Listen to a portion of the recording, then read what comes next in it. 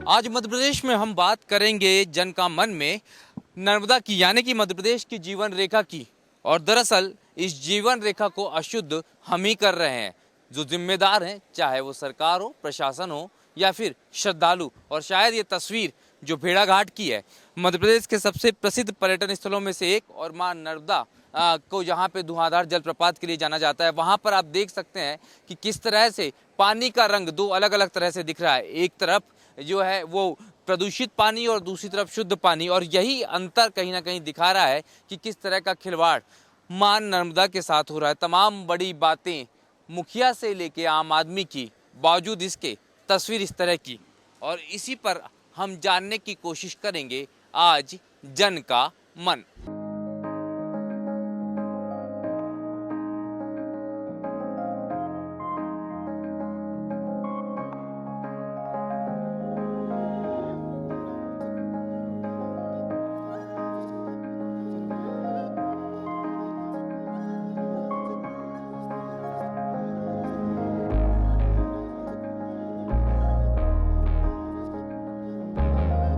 सविदु सिंधु सुस्त रंग भंग रंजितम दिशस्तु पाप जात कारी वारी संयुतम कृतांत दूत कालु भूत भीतहारी वर्मदे तदी पाद पंकजम नमामि देवी नर्मदे। पूरा प्रदेश मां नर्मदा का गान करते जरूर नजर आता है, चाहे वो सरकार हो, सत्ता में बड़े चेहरे हों या फिर विपक्ष के चेहरे हों या फिर जनप्रतिनिधि हो, अधिकारी हो या आमजन हो। लेकिन इस प्रार्थना के साथ साथ वो अपनी जिम्मेदारी कितनी समझता है, यही समझने की कोशिश आज हम कर रहे हैं जन का मन में। हमने अभी थोड़ी देर पहले स्थितियां दिखाई थी कि किस तरह नर्मदा में प्रदूषण है, और ये स्थिति सिर्फ जबलपुर की नहीं है, ये डिंडोरी, मंडला, होशंगाबाद, बुधनी, सीहोर, तमाम उन जिलों में, उन शहरों में नर्मदा की है जहां पर आबादी बसती है। तो लोगों की क्या जिम्मेदारी है और उम्मीद क्या है, शुरुआत करेंगे हम दो जिम्मेदारों के साथ। भेड़ाघाट के नगर पंचायत अध्यक्ष और उपाध्यक्ष से सब शुरू में बात करेंगे। ये जो स्थिति बनती है पूरे प्रदेश में, इसमें कहाँ आपको लगता है कि कहाँ गलतियां हैं, किस सिरे से सुधार की आवश्यकता है? इसमें सबसे पहले तो क्या है, प्रदेश सरकार की नाकामियाँ हैं। उसके कारण क्या करोड़ों रुपए की होली खेली जा रही है। अभी मैं भोपाल भी गया था, वहाँ भी देखा था इतनी गंदगी बहुत ज़्यादा कि ये पूरा जाकर नर्मदा जी में, चाहे बुधनी हो तो सीधा नर्मदा जी में गंदा पानी मिल रहा है। न साफ न सफाई, करोड़ों रुपए की होली खेली जा रही है। डंडोरी चले जाओ, चाहे मंडला चले जाओ, तो अब जहाँ भी देखो वहाँ। अभी ग्वारी घाट, इसके बरेला पर्यटन नदी, यहाँ पर पूरा नर्मदा जी में जो डेयरी पालन हुआ है उसका पूरा गंदा पानी पूरा नर्मदा जी में बह के जा रहा है। बहुत ज़्यादा गंदगी, आप जाके एक बार वहाँ पर देखें।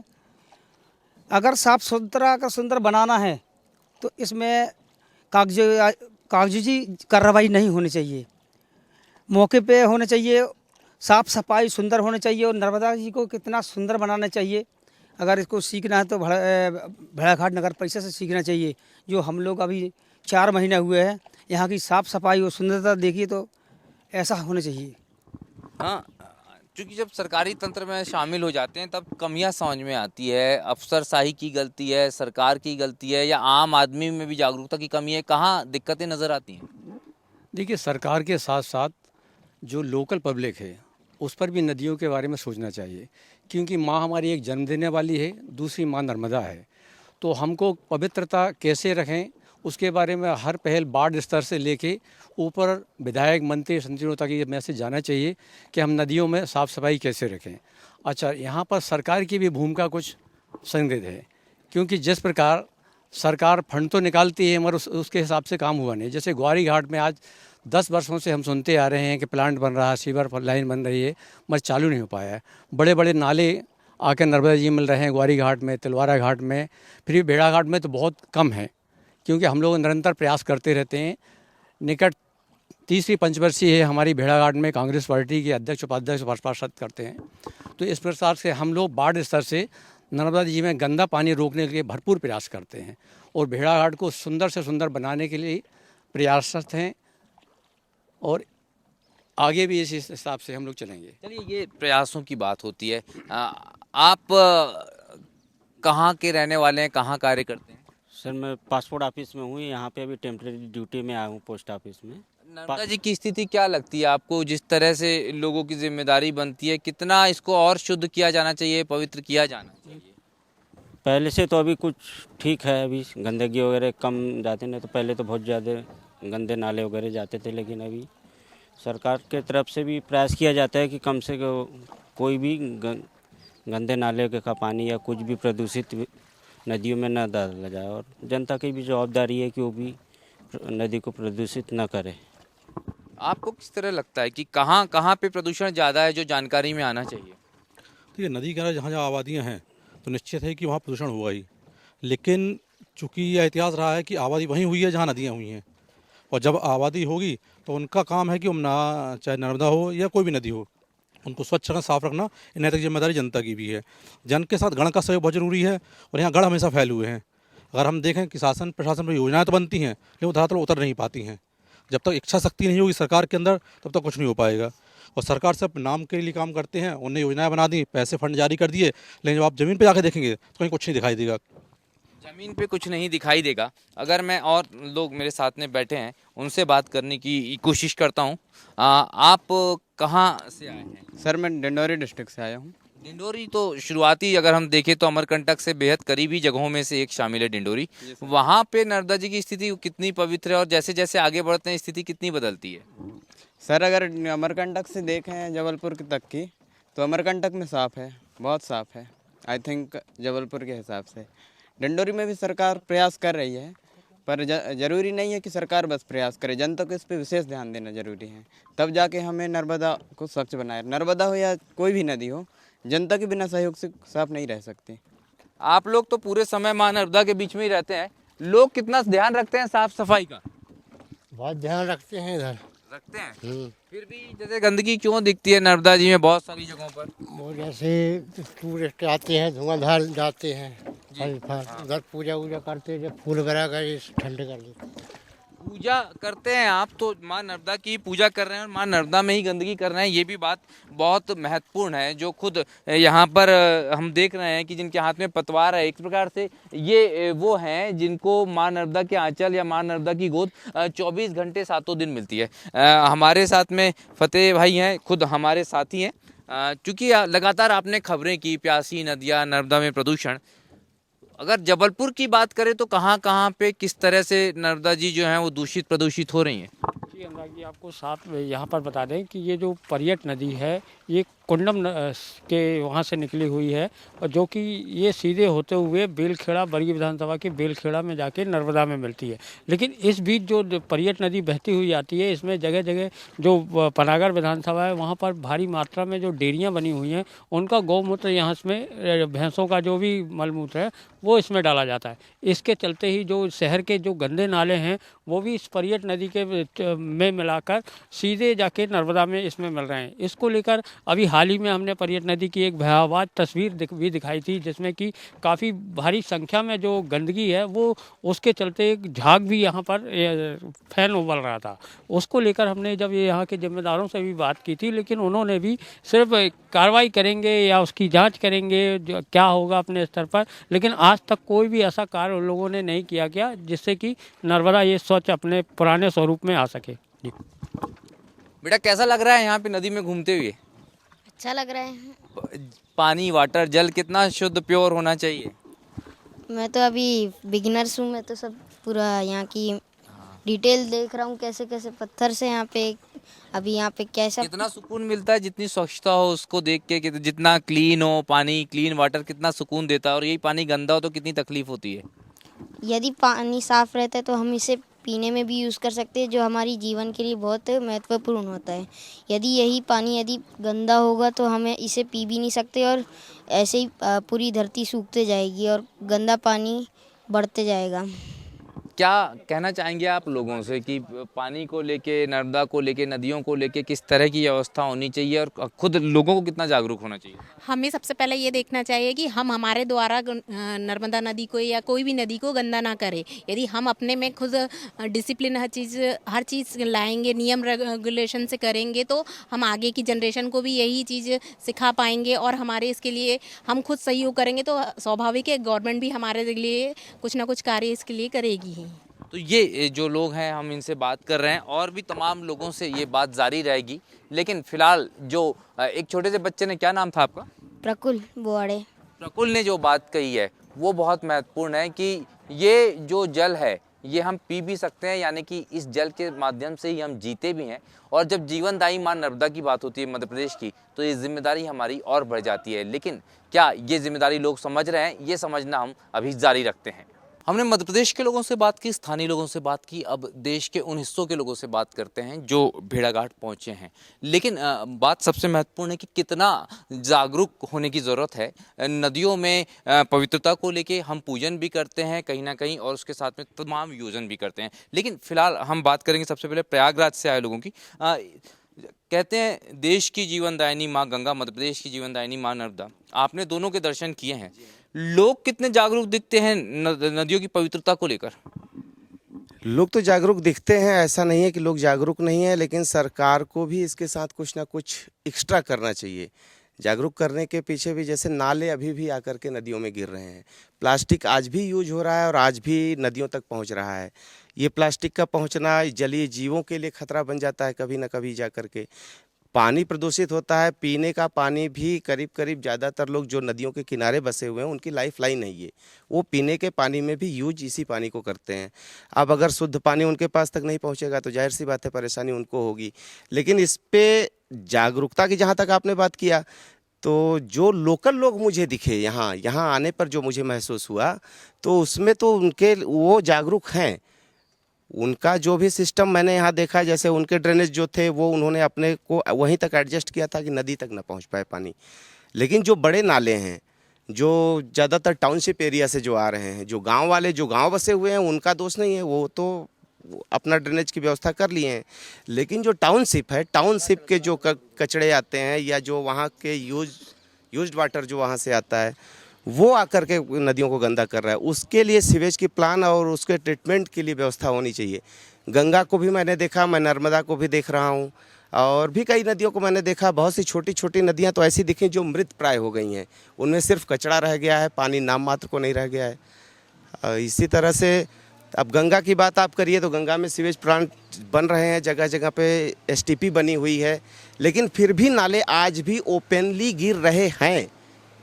इसके लिए गवर्नमेंट को कुछ ना कुछ सख्त कदम उठाना पड़ेगा, लोगों को जागरूक। लेकिन लोगों की भी मजबूरी है कि वो नाले में पानी तो जाएगा, पानी वो शहर में तो इस्तेमाल कर नहीं सकते। अपने घर में कितना पानी रोक लेंगे, ज़मीन तो है नहीं, कंक्रीट के जंगल हो गए हैं, जंगल समाप्त हो गए हैं। पूजन भी करते हैं गंगा जी का, नर्मदा जी का, लेकिन पूजन के साथ हम मालाएं छोड़ देते हैं, माला के साथ पॉलीथीन छोड़ देते हैं। श्रद्धा भक्ति जो रहती है उसके साथ में कहीं ना कहीं ये जो पवित्रता है उसमें अपवित्रता भी मिला देते हैं। इसको लेकर कुछ कहेंगे आप? हमारे हिसाब से सर, पवित्रता सिर्फ इसमें नहीं है कि हम भगवान को फूल अर्पण करें या अगरबत्ती लगाएं तभी पूजा कहलाएगी। दान पेटियाँ बनी चाहें तो हम उसमें दान कर सकते हैं, ज़रूरी नहीं कि यही करें। पर लोगों के अंदर अंधविश्वास इतना है कि जब तक वो अगरबत्ती नहीं लगाएंगे, फूल माला नहीं चढ़ाएंगे तो पूजा नहीं मानी जाती है। तो हमारे हिसाब से ना लोगों को थोड़ा सा जागरूक होना चाहिए। सरकार तो जो करती है वो करती है, लेकिन जनता को भी थोड़ा सा रिस्पॉन्सिबल होना चाहिए इन चीज़ों के लिए। आप जब आप कहाँ से आए हैं? भोपाल से। अच्छा, भोपाल से हैं, तो आपने तो नर्मदा, ताप्ती, बेतवा इनको देखा होगा। मध्य प्रदेश में जो प्रयास हो रहे हैं किस तरह के हैं, कोई अंतर आपको नज़र आता है? बिल्कुल है, जितना उत्तर प्रदेश में हो रहा है उससे काफ़ी ज़्यादा मध्य प्रदेश में है, क्योंकि मैं लखनऊ को बिलोंग करती हूँ, तो मैंने वहाँ पे भी गंगा नदी को देखा है। कानपुर में से भी वो होते हुए बहती हुई वहाँ पे भी देखा, तो वहाँ से तो काफ़ी ज़्यादा यहाँ पे है। और इनफैक्ट मुझे लगता है आजकल के बच्चे भी बहुत ज़्यादा अवेयर हैं। मतलब मुझे लगता है हम लोग की एज के लोगों से ज़्यादा आजकल के बच्चे अवेयर हैं इस चीज़ को लेकर कि नदियों में कोई भी ऐसा पोल्यूटेंट नहीं फेंकना है जिससे नदियों का नुकसान हो या पानी ख़राब हो या किसी भी तरीके से एक्वेटिक लाइफ को ज़रा सा भी परेशानी हो। बेटा कोई मैसेज देना चाहेंगे नदियों को लेकर बड़ों को? हमें जो फैक्ट्री का वेस्ट होता है, अगर वो एसिड है तो उसमें बेस मिलाना चाहिए, जिससे कारण जब वो नदी में आए तो जो एक्वेटिक लाइफ उनको हार्म ना हो और हमें जो पॉलीथिन है, फूल की माला है, वो पानी में नहीं फेंकनी चाहिए और हमें जितना हो सके उतना नदी को साफ करने के लिए योजनाएं बनानी चाहिए। बहुत टेक्निकल बात है, लेकिन सिंपल ये है कि आपको नदियों में वो तमाम चीज़ें नहीं मिलानी चाहिए जो बायोडिग्रेडेबल, यानी कि जो पानी में उस तरह से नहीं मिली या केमिकल युक्त हो, वो ना हम उपयोग करें। नदी को लेकर तो कुछ बोल ही सकते हैं जी, जो आप कर रहे हैं, ये जागरूकता फैलाने का जो आप कार्य कर रहे हैं वो बहुत ही अच्छा है और ये सही है कि आजकल के लोग ये जानते हैं कि वो जो कर रहे हैं वो गलत है, वो नदी को नुकसान पहुंचा सकता है, लेकिन तब भी वो ये सब कर रहे हैं कहीं ना कहीं अंधविश्वास में, या फिर भूल जाते हैं कई बार। लेकिन लोगों को ध्यान रखना चाहिए और मतलब यूज़ करना चाहिए जो चीज़ें जानते हैं उनका, ताकि वो लोग जानते बूझ से नदियों को नुकसान ना पहुँचाएं। कहते हैं युवा बदलते हैं तो इतिहास बदल जाते हैं। युवा एफर्ट्स की कितनी ज़रूरत है, यूथ एफर्ट्स? आजकल आपकी जागरूकता और नई पीढ़ी में जो मुझे लगता है मेरे साथ के जो लोग हैं वो काफ़ी जागरूक हो चुके हैं इस चीज़ को लेके, और अभी थोड़ा हमें और जागरूकता फैलाने की ज़रूरत है। आपने तिलक लगाया हुआ है, आपने नर्मदा जी की पूजा की थी जब आज आप आए थे? तो यूं ही लगाया तिलक तो। अच्छा, पूजा करते हैं जनरली गंगा जी या नर्मदा जी के किनारे, तो कैसे करते हैं? ये तो नॉर्मल पूजा करते हैं, तिलक लगा भी लेते हैं, नहीं भी लगाते हैं, ये व्यक्तिगत स्तर पे आपका ये मामला। से पूछ रहा हूँ कि जैसे अगर हम पूजा करते हैं, आपने नदियों की पूजा की होगी पिछले, तो किस तरह करते हैं? नदियों की पूजा हम इस तरह से करते हैं कि हमको उनको स्वच्छ ही रखना है, निर्मल रखना है, वही तो उनकी सबसे बड़ी पूजा है। ये जब हम नर्मदा जी की पूजा करते हैं, गंगा जी की पूजा करते हैं, तो वो जो तिलक, सिंदूर, चंदर डालते हैं, तो तमाम चीज़ें, उसके बाद संदर्भ में हमको मालूम है कि वो भी जो है उनमें भी केमिकल होता है, तो वो भी आप लोग उपयोग करते हैं क्या पूजा के समय? नहीं, वैसा करना ही नहीं चाहिए, क्योंकि नदी यानी हमारी माँ है, तो वो हम अपने मन से, श्रद्धा से, यानी अच्छे भाव से करें तो उसके लिए कोई साहित्य की ज़रूरत नहीं है, ऐसा मुझे लगता है। जी, स्टाफ है, पूरे टीचर्स ही है, तो लोगों के लिए, तो बच्चों के लिए बहुत सारा मैसेज।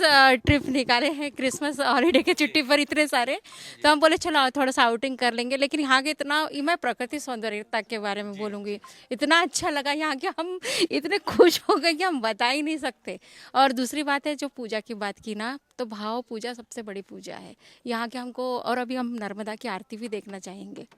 जो सुकून आपको यहाँ लग रहा है, जो शांति, जो पवित्रता यहाँ महसूस हो रही है, क्योंकि ये शहरी क्षेत्र से दूर है, आबादी क्षेत्र से दूर है, क्या नदियों के में इतना ही सुकून शहरी क्षेत्रों में भी मिलता है? और नहीं मिलता तो क्यों नहीं मिलता?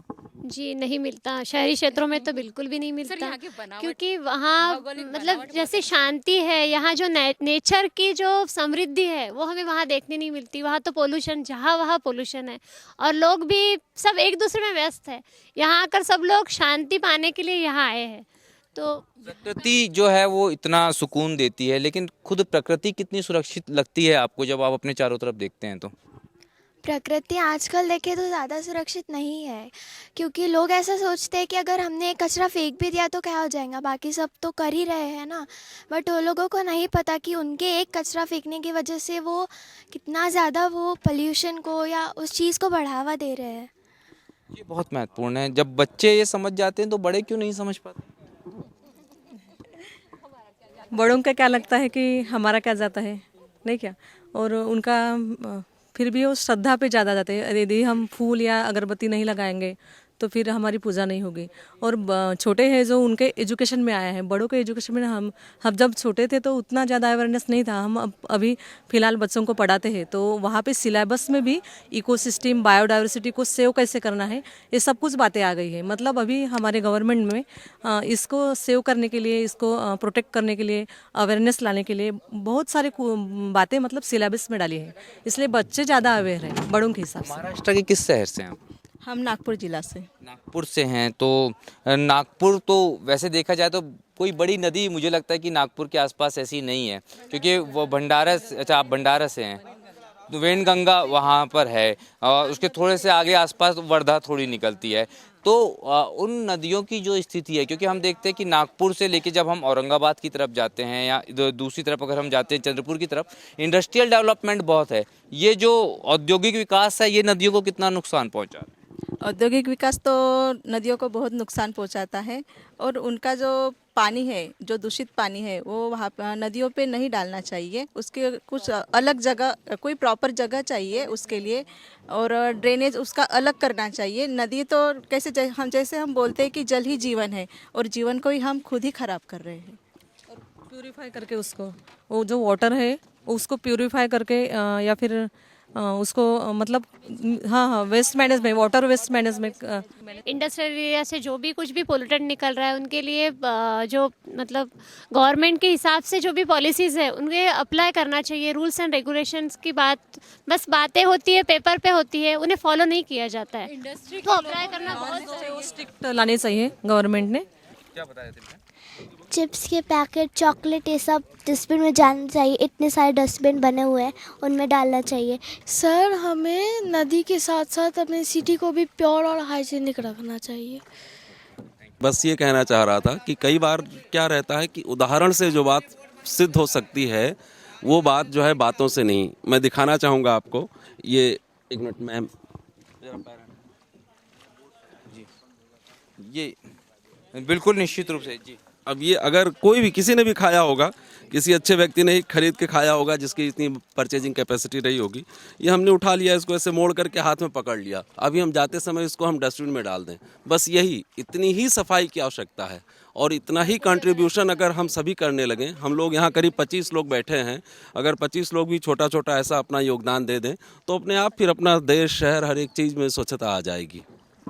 जल ही जीवन है, नर्मदा जीवन दायिनी है, लेकिन बहुत छोटे छोटे एफर्ट, शायद वो 10 या 15 सेकंड लेते हैं। कैलोरी की बात करेंगे तो 2-2.5 कैलोरी आपके लिए फ़ायदेमंद ही होगी, बर्न हो जाएगी, लेकिन इन छोटे छोटे एफर्ट्स में भी कहीं ना कहीं कमी महसूस होती है। और ये लेक ऑफ एफर्ट्स ही जो है नदियों की तस्वीर बदल देता है। वो शुद्ध जल, वो पवित्र जल जिसको हम माँ का आंचल कहते हैं, उसको भी गंदा कर देता है। और शायद यही कारण है कि हम एक तरफ सरकारों से उम्मीद करते हैं, अफसरशाही से उम्मीद करते हैं, लेकिन खुद भूल जाते हैं कि हम क्या कर सकते हैं। आज जन का मन में मां नर्मदा के किनारे से इतना ही। मुझे दीजिए आज्ञा, अगले मुद्दे के साथ अगले रविवार शाम 6:30 बजे फिर होगी मुलाकात। नमस्कार, धन्यवाद।